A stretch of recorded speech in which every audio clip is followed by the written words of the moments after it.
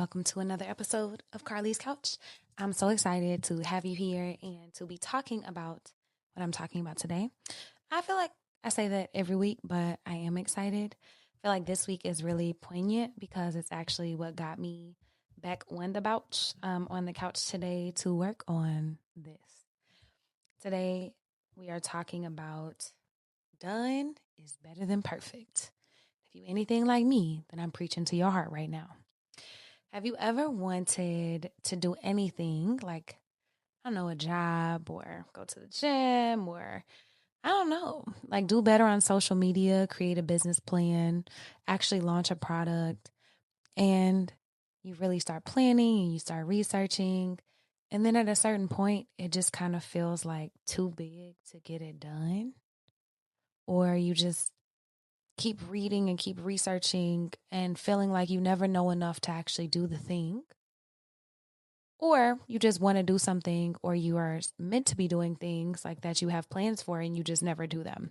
If any of this is speaking to you, then welcome to this week's episode. We'll be talking about some tips to how you can actually just get things done. As the old country folk used to say, you can get her done. How can we actually just move to doing things? One of my favorite quotes about this is from General Patton, and he used it in a war thing, which I'm not talking about that, but it's a good plan vitally executed now is better than a perfect plan executed next week. And I want to reiterate that nothing is perfect. And the longer you stop yourself from taking action because you don't feel like it's going to be perfect, the more you just keep yourself stuck and in a box. And so this week, I want to challenge you to actually just take the action. Let's put ourselves out there. Let's create the product. Do the thing. Let's do the thing. First thing is consistency is compounding. So be consistent. What does consistent mean? Okay, so let's say you want to work out. Consistency means that you work out 5 times a week. Set a number 5 times a week. And let's say your original plan was, I want to run a mile a day and then 5 days a week. And then I want to work out for an hour. So that's 5 days. That's 10 hours of workouts. Because you want to run, or I guess a mile wouldn't take you an hour. But anyways, let's just say you wanted to work out 1 hour a day for 5 days. That's 5 hours of workouts. So the first day happens and your babysitter cancels. And then now you don't have an hour to run and to work out. So you just don't work out. And so the next day you do, so you work out. But then the next day work is long, you're tired, you started your cycle, your partner was on one, whatever happened, so you don't work out again because you only have 15 minutes. By the end of the week, you have only worked out one time because you wanted to only show up for what this looks like in your head. It was an hour, and if it's not an hour, then it's not worthy, then I'm not going to do it. And what I'm saying is consistency means you show up even if it's only 15 minutes. What can you do in 15 minutes? Because by the end of the week, if you have your hour plus 15 minutes for the other 4 days, guess what? You got yourself 2 hours, which is more than nothing. So even if it's 10%, if it's 100%, I think the biggest piece in doing something and getting things done is just consistency. So making a commitment to show up for yourself, whatever that means. And we'll get into like why, but I think consistency is really important. Sometimes more information helps you get more comfortable.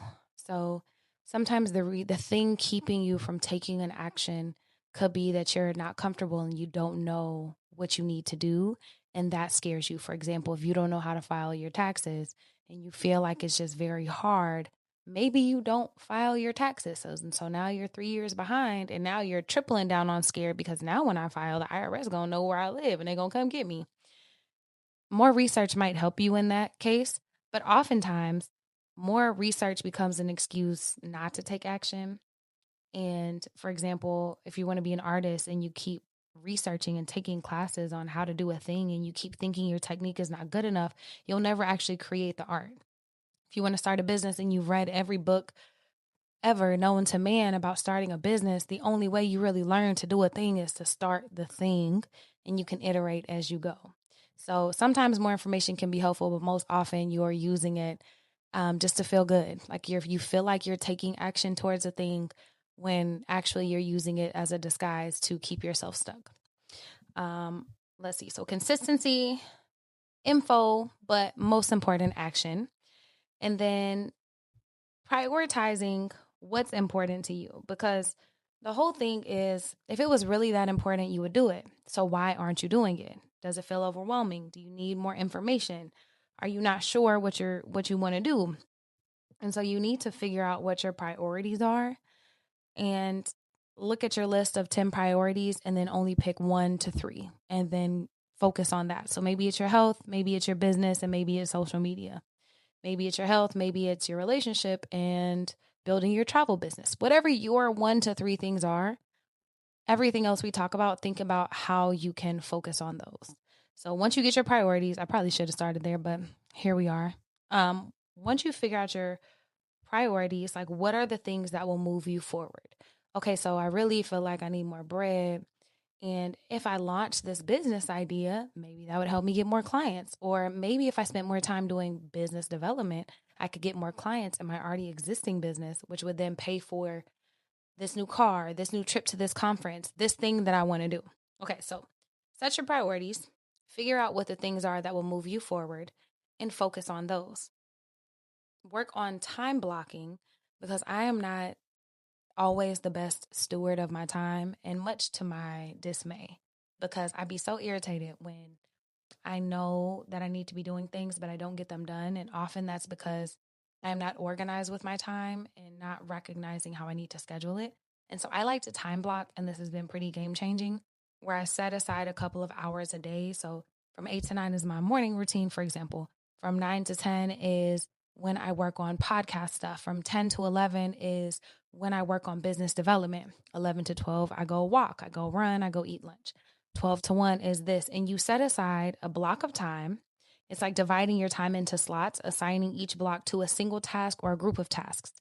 Or like one day could be podcast, one day is all my personal stuff, one day is personal training clients, one day is classes.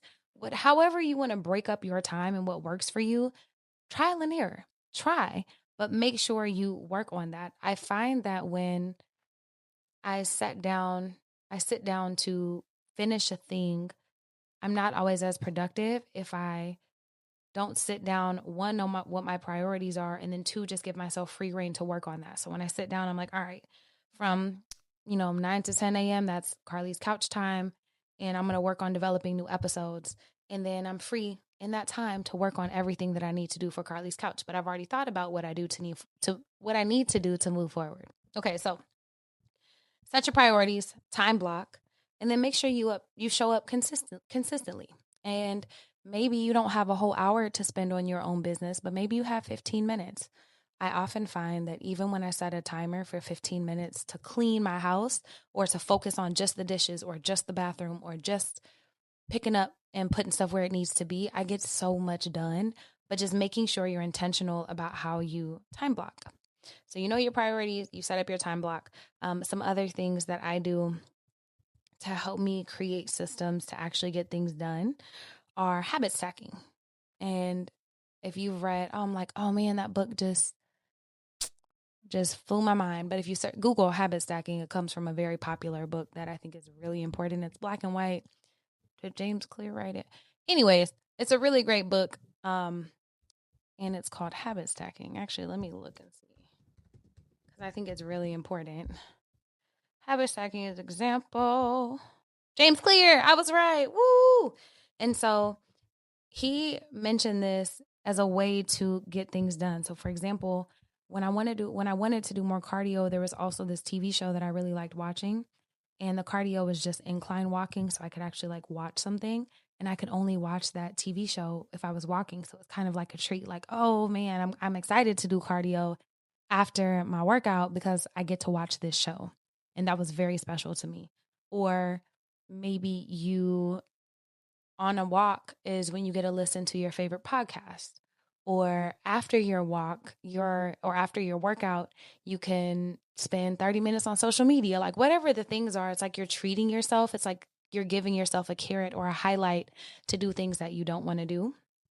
And one of my favorite examples of like how to get yourself to do something that you're kind of struggling with is one of my clients from one of the gyms I worked at. In order to be consistent with her workout, she made a deal with herself that was non-negotiable. Any day that she didn't feel like working out, that was okay. She always had the option to not work out, but the requirement was to show up at the gym. She had to walk in the door, and if at that moment she was like, you know what, I don't want to do this today, then she could just go home, and she lived pretty close. However, she said she never actually didn't work out because the hardest part is getting to the thing.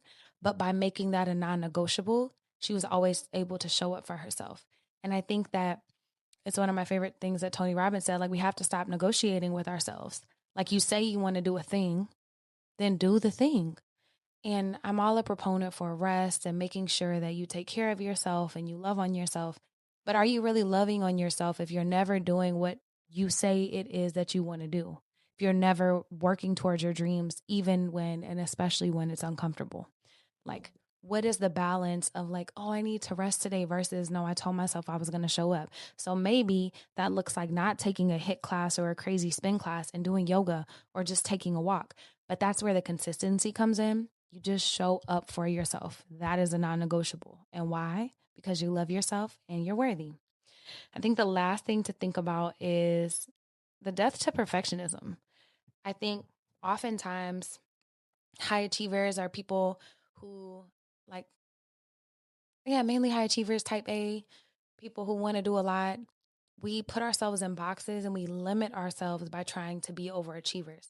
So I used to not want to log my runs if I didn't feel like going super hard on my runs because I was trying to keep my time low. So I was chasing this time and I felt like it wasn't good enough when I showed up sometimes to log it. And what happened is that kept me from running sometimes. Like, oh, I don't feel like I'm going to be 100 today. I'm not going to show up. And what I missed out on was the opportunity to show up for myself, even when I don't feel like it. And I think that you learn more in those seasons than you do when you show up just when you feel good, because that is hit or miss. Some days you're going to feel good, some days you're not. And I think it's important to show up for yourself, especially on those days when you're not feeling it. And that goes for business stuff. That goes for writing grants for yourself. That goes for all these things that you say you want to do. You want to start a business. You want to earn extra money. You want to get a bigger house, find a partner, whatever your thing is, whatever your priorities are.